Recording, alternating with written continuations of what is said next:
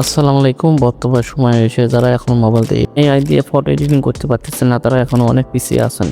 আপনারা চাইলেও আমার মতো এরকম ফটো এডিটিং করতে পারবেন খুব সহজেই এআই দিয়ে। সো আমি বিশ্বাস করি আজকের ভিডিওটা দেখানোর পর আপনি খুব সহজে আপনার হাতে থাকা মোবাইল থেকে এআই দিয়ে ফটো এডিটিং করতে পারবেন। অবশ্যই এআই ব্যবহার করার আগে আপনাদের ফোন থেকে আপনারা যে কোনো একটা ভিপিএন অন করে নেবেন, তাহলে কাজ করতে সুবিধা হবে। আমি আশা করি ফুল ভিডিওটা কন্টিনিউ করলে আপনি A to Z সব বুঝতে পারবেন। আর অবশ্যই আমাদের চ্যানেলটি সাবস্ক্রাইব করবেন। তাহলে চলুন বেশি কথা না বলে মূল ভিডিওতে চলে যাওয়া যাক। চলে আসলাম মোবাইল স্ক্রিনে আসার পর আমরা ম্যাজিক ইনাস অ্যাপসটা ওপেন করে নেব। অ্যাপসটা ওপেন করা হয়ে গেলে আমরা উপরে দেখতে পারবো ডান সাইডে এআই ফিল লেখা আছে। এআই ফিলের উপরে আমরা ক্লিক করব। এআই ফিলের উপরে ক্লিক করার পরে আপনাদের গ্যালারি থেকে আপনাদের পিকটা সিলেক্ট করে নেবেন।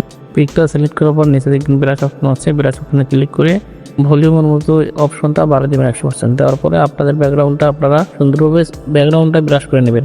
অবশ্যই আপনাদের ফোনে যেন যে কোনো একটা ভিপিএন অন থাকে, ভিপিএন অন না থাকলে কিন্তু এই কাজটা আপনারা করতে পারবেন না। আপনাদের সুবিধার জন্য আমি ভিডিওটা একটু কেটে দিচ্ছি। আপনাদের ব্রাশ করা কমপ্লিট হয়ে গেলে যে এখানে দেখতে পাবেন টাইপিং অপশন আছে, ওখানে আপনাদের পছন্দ মতো আপনারা ব্যাকগ্রাউন্ড লিখে দেবেন।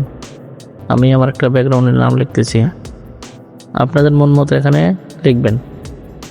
এখানে লেখা কমপ্লিট হয়ে গেলে উপরে দেখতে পারবেন ফিল অপশন আছে, এই ফিলের উপর ক্লিক করবেন। ফিলের উপর ক্লিক করার পর আমরা এখানে কিছুক্ষণ ওয়েট করব।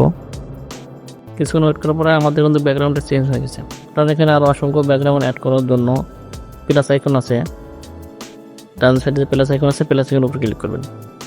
প্লাস আইকনে ক্লিক করলে আমাদের কিন্তু আরও ব্যাকগ্রাউন্ড এখানে আসবে। ওই দেখা যাচ্ছে আপনাদেরকে আপনাদের পছন্দ মতো আপনারা এখান থেকে ব্যাকগ্রাউন্ড সিলেক্ট করে নেবেন। ব্যাকগ্রাউন্ড সিলেক্ট করা হয়ে গেলে নিচে দেখতে পারবেন ডান সাইডে টিকমার একটা আইকন আছে, টিকমারের উপর ক্লিক করবেন ডান সাইডের নিচে। তার গ্যালারিতে সেভ করার জন্য উপরে নেক্সট অপশন আছে, নেক্সটের উপর আমরা ক্লিক করব। উপরে নেক্সটে ক্লিক করব। নেক্সটে ক্লিক করার পর আমাদের মাঝে এরকম একটা ইন্টারফেস শো করবে। উপরে সেভ অপশন আছে, সেভে ক্লিক করব। সেভে ক্লিক করার পর আমাদের পিকটা গ্যালারিতে সেভ হয়ে যাবে।